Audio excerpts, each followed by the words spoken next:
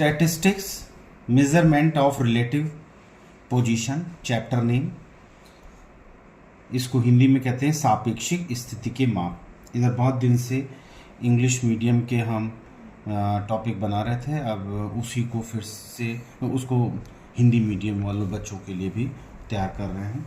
तो सापेक्षिक स्थिति के माप में समझने के लिए सबसे पहले एक उदाहरण लेते हैं, जिससे कि क्लियर हो जाएगा कि सापेक्षिक स्थिति के माप क्या होते हैं। किसी भी प्राप्तांक का तब तक कोई मूल्य नहीं होता, वैल्यू नहीं होती, जब तक कि समूह में उसकी स्थिति का ज्ञान नहीं होता। माना कि कोई एक बच्चा है, उसने गणित विषय में एक परीक्षा दी और उसने 70 अंक प्राप्त किए। वो बच्चा 70 अंक प्राप्त करता है, उसकी योग्यता का इससे कोई ज्ञान नहीं पता चलता। कैसे? मान लीजिए कि वो बच्चा क्लास में मान लो 20 बच्चे हैं और उस बच्चे को 70 अंक, मतलब 20 बच्चों में सबसे कम अंक प्राप्त हुए। एक ये भी संभावना है। दूसरी संभावना ये है कि 20 बच्चों की क्लास थी और उसके 70 अंक जो उसको गणित में मिले हैं वो सबसे ज़्यादा हैं, तो हाईएस्ट स्कोरर हो गया वो। ये भी हो सकता है कि वो मिडिल में हो, कुछ बच्चों के नंबर उससे कम हैं, कुछ बच्चों के नंबर उससे ज़्यादा हैं। तो ये 3 संभावनाएं बनती हैं, मतलब वो लोएस्ट स्कोर पे हो सकता है, वो हाईएस्ट स्कोर पे हो सकता है और वो मीडियोकर भी हो सकता है, मध्य में आ सकता है। अब गणित में 70 अंक पाने वाले उस बच्चे को इस प्रकार से सर्वश्रेष्ठ छात्र कहा जा सकता है यदि उसके हाईएस्ट अंक है।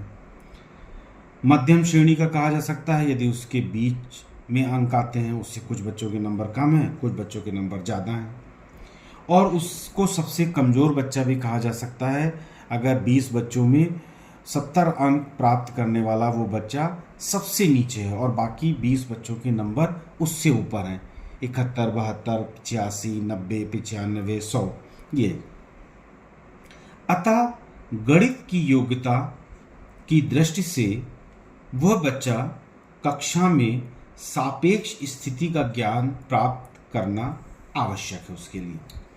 यदि गणित में 70 से कम अंक पाने वाले का प्रतिशतांक 90% है, तो स्पष्ट कहा जाएगा कि वह बच्चा गणित योग्यता की दृष्टि से कक्षा में 90% छात्रों से अधिक श्रेष्ठ है। इस प्रकार सापेक्षिक स्थिति के आधार पर एक समूह में व्यक्ति की स्थिति का मूल्यांकन किया जाता है। यदि दूसरा एग्जाम्पल ले लेते हैं, यदि मान लीजिए गणित में 70 अंक से कम पाने वाले बच्चों का प्रतिशत 80% है, तो कहा जाएगा कि वह बच्चा योग्यता की दृष्टि से कक्षा में 80% छात्रों से अधिक श्रेष्ठ है और 20% से कम। इस प्रकार शिक्षा और मनोविज्ञान में सापेक्षिक स्थिति का मापन एक महत्वपूर्ण अध्ययन है। सापेक्षिक स्थिति में 3 महत्वपूर्ण माप हैं जो इस प्रकार हैं। पहला है दशांशीय मान, इसको डेसाइल्स बोलते हैं। दूसरा है प्रतिशतांक मान, इसको परसेंटाइल स्कोर्स कहते हैं। और तीसरा है प्रतिशतांक क्रम, इसको परसेंटाइल रैंक कहा जाता है। तो पहले हम टॉपिक लेते हैं दशांशीय मान। दशांशीय मान किसी भी समूह के प्राप्तांकों को 10 समान भागों में विभक्त करता है। अंक वितरण में इनकी संख्या 9 होती है और उन्हें क्रम से प्रथम दशांशीय, द्वितीय दशांशीय, तृतीय दशांशीय, चतुर्थ दशांशीय, पंचम दशांशीय, षष्ठम दशांशीय, सप्तम दशांशीय, अष्टम दशांशीय, नवम दशांशीय आदि के नाम से जाना जाता है। प्रथम दशांशीय मान वह मान होता है जिसके ऊपर 1/10 प्राप्तांक तथा उसके नीचे 9/10 प्राप्तांक पाए जाते हैं। इस प्रकार अगर हम देखें तो 1/10 प्लस 9/10 बराबर एक 10 एलसीएम हो गया, तो 1 + 9/10 मतलब 10/10 1 आ जाएगा। हर बार जोड़ जो है वो 10 आना चाहिए।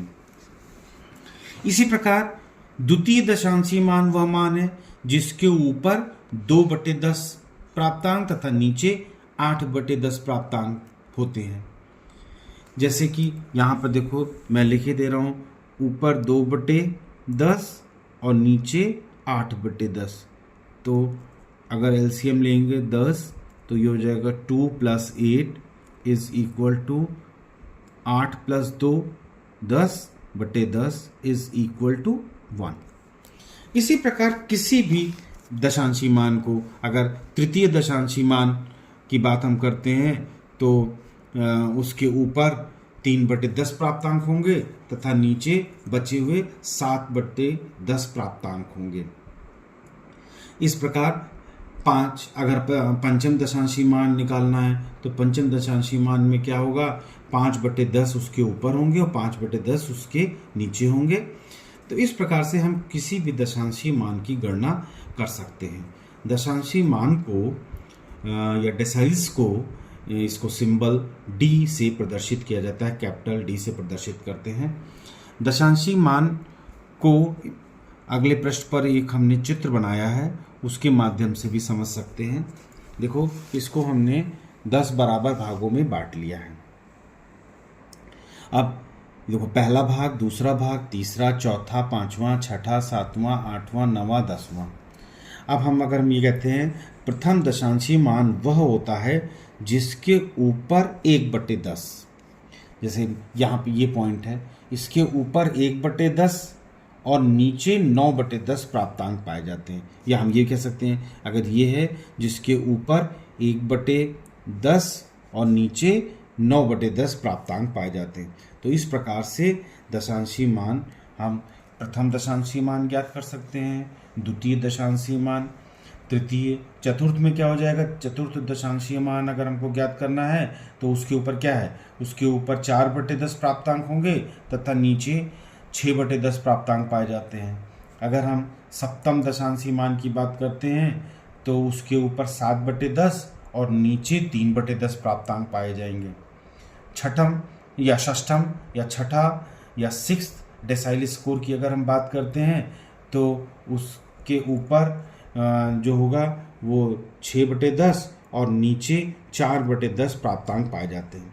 तो इस प्रकार से हम सापेक्षिक स्थिति के माप में 3 महत्वपूर्ण माप है, दशांशी मान, प्रतिशतांक मान और प्रतिशतांक क्रम। ये हम इस चैप्टर में इन तीनों टॉपिक को हम एक एक करके लेंगे और पहला हमने टॉपिक लिया है दशांशी मान।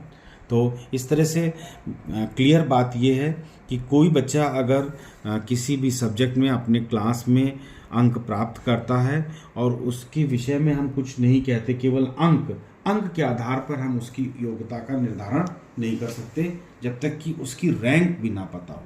तो ये पूरा सापेक्षिक स्थिति के माप हैं। Please subscribe the channel, press the bell icon, और जो लोग इस चैनल पर नए आए हैं उनसे अनुरोध है कि कृपया चैनल को सब्सक्राइब जरूर करें, जिससे मनोबल बढ़ता है। Thank you.